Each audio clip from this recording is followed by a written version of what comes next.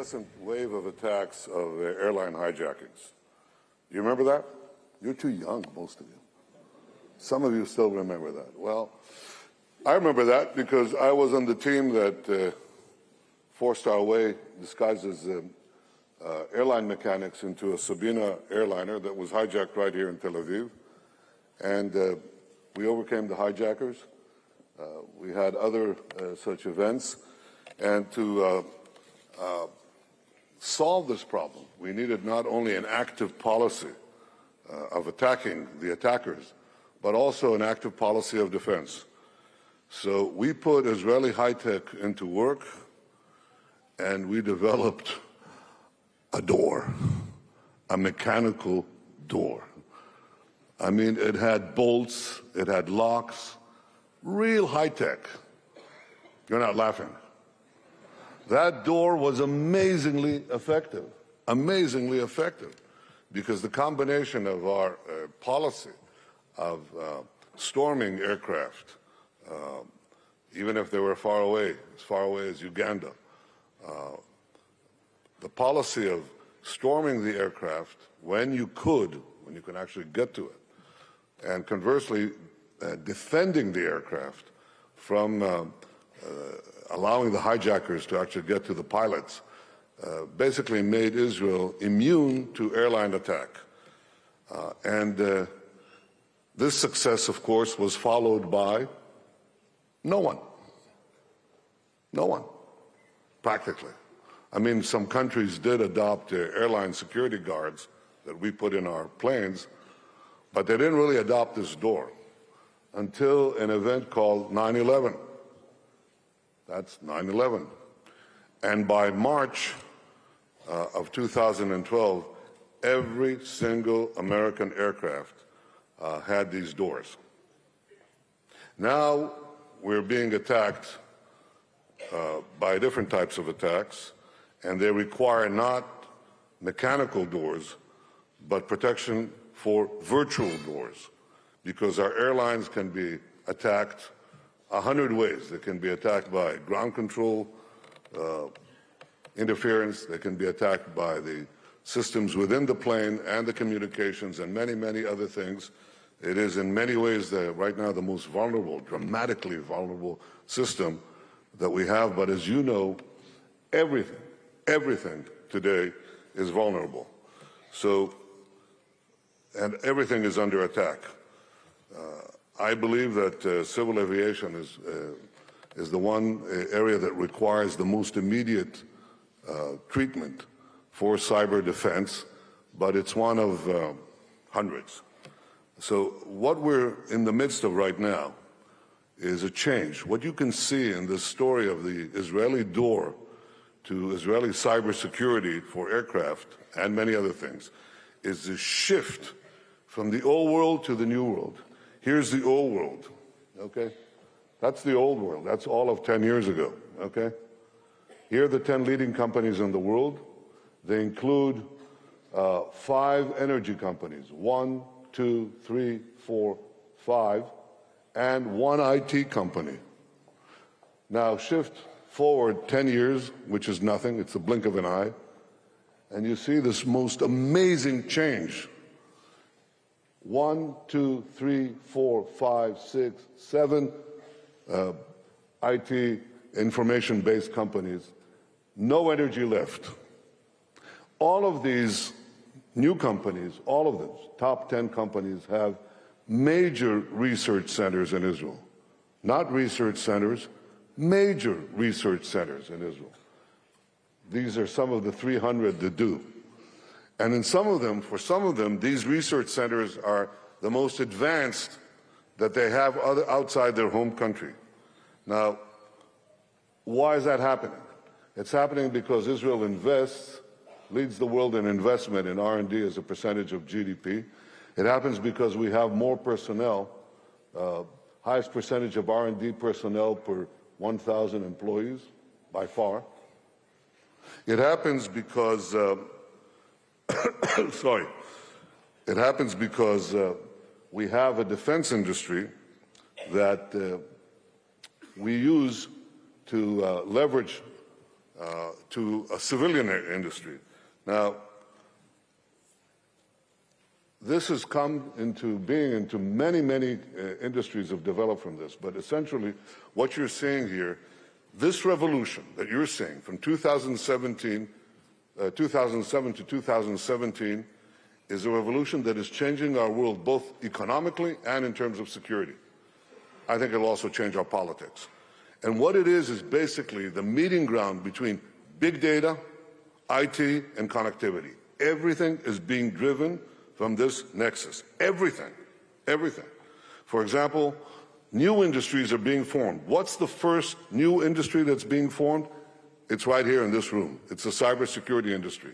Big data, AI, connectivity. Okay? There are many other industries that are being formed. Do you have the car industry? You have that? You have a car? Can you show us the old car industry we had? Yeah, we had a car like that. Okay? That's gone. Now we have Waze, we have Google buying Waze, we have Mobileye, we have 500 companies, most of them started in the last 5 years, a new industry that deals with cars. Cars are becoming a computer on wheels, basically. And a computer on wheels, that's a new car industry, so we're in it. Big data, connectivity, artificial intelligence. Let's go back to cyber. That's the first industry because everybody else needs it. And here's what's happening to the Israeli cyber industry. It's growing, obviously, in sales. It's growing in terms of market share. In 2014, we were 10% of the market share of global private investment in cybersecurity. By 2017, it's doubled. That's a very quick doubling. And it is now second to the United States. That tall tower there is the United States. The United States is bigger than Israel. But it ain't that much bigger than Israel. And Israel is number 2. Israel is 0.1% of the world's population, and we are receiving 20% of the global share in private cybersecurity investments. That's 200 times our weight in the world. What this revolution is doing, big data, AI, and connectivity, is allowing small countries to be big countries. It depends if you have the brains and the system to create conceptual products at an accelerated rate, conceptual products that are at the cutting edge and give you a competitive advantage. If you do this conceptual mousetrap, the world definitely beats a path to your door. There's no question about it. It's happening. But this requires constant innovation. For that, we have a machine. That machine is forced on us. And I'll tell you how I figured out that we need to do something about this. I went to school in Cambridge, Massachusetts, and MIT, and I lived in student housing. I used to go every day down to student housing, it's called Eastgate, to go to the Sloan School, which was about 50 meters away. And you're smiling, you were there too? Yeah? You lived in Eastgate? Westgate, whatever, okay. So you go down the elevator, walk along the sidewalk to get to the business school, and on the other side of the street, I see this big, ugly warehouse, opaque windows, bars on the windows. Now, this is in the MIT campus. MIT is, they have IMP buildings, beautiful, beautiful buildings. And what's this ugly warehouse doing there? 1972, I think. Okay. Or 74. And they said, well, that's CIA, NSA. That's the first time I heard NSA, the words. And of course, what it was a government intelligence investment smack in the center of academia, which produced Route 128, which produced Route 495, and the same thing happened in Stanford, exactly the same thing, and produced the Valley. So my idea is, why don't we do that here? After all, our NSA, which is called Unit A200, it's pretty big. How big do you think it is? Well, I'll give you a hint, okay? America, the United States, is about 42 times the size of Israel in terms of population. So how much bigger do you think the American NSA is relative to the Israeli NSA? No brave people among you? 42 times? 40 times? Nah, come on. It's not 5 times, but it's not 10 times bigger. It's not even 10 times bigger. You know the 5 eyes? Israel is the 6th eye? No, Israel is the 2nd eye. So we have a tremendous sunk investment, whether we like it or not. To survive, you know, Israel is not that big a country, but it has to have a very big defense capability. So to survive, we need a very big head. And this head, we invest in. We take our brightest people and put them in. We look at the entire population. We go into the high schools. We're going to go into kindergartens very soon. Okay? So we need the smartest people. We put them in this. They run on the information networks, and then what? Then you could do one of two things. You can have a very, very constrictive business environment, and all of that goes to waste. Or they'll go to the valley, which they did, many of them. Or they'll go elsewhere. Or they can be just frustrated, right? Or we can create a business-friendly environment, which is what we did, with many, many reforms. Many, many reforms. And this created, of course, the Israeli high-tech industry, which is centered around conceptual products. But specifically, I decided several years ago to turn Israel into one of the 5 cyber powers of the world, and that required allowing this combination of military intelligence, academia, and industry to converge in one place. And where we're doing that is in Beersheba in the south. That's where you should have this conference. Have you been there? No? Who clapped from Beersheba? Good for you. Good. All right. So here's Ben Gurion University. That's the rail line to Tel Aviv. This is where we're putting our military intelligence. We're going to put even more of that. This is where you have the central command center for defending the country against cyber attacks. Here is the a park, cyber park, of some of the leading cybersecurity powers, and it's all within 200 meters walking distance. So we're creating in Beersheba now this complex that will encourage the same kind of development that we saw that I saw at MIT and that you may have seen in San Francisco. It's already happening here in Tel Aviv. We're just duplicating it there as a means of additional expansion, additional growth. What this means is that we have a sunk cost, but it could develop. What does it develop into? It develops into a business, enterprises, if we allow the graduates of our military units and our intelligence units to create companies. We allow them to create companies, and in order for the companies to develop, they need to make, what do they need to make? Money. They need to make money. Now, the easiest way to make sure that they don't make money is, one, high taxes, right? What's the other one? Regulations. Have you ever heard of regulations? We have a problem with regulations. So the policy we have is keep taxes low and keep regulations low. Minimize regulations. There is no industry more susceptible and more inviting of regulations than cybersecurity. It's like weapons. It is a weapon. And therefore, we made a conscious decision. I made a conscious decision. In order to have this growth of an industry that is going to be the biggest industry, one of the 3 biggest industries in the world. The biggest 3 industries, without a doubt, okay? One of the 4, okay. It's cybersecurity, it's mobility, it's health. and it's food. That's it. These are the big four. This is inevitably going to be there because all the others depend on it.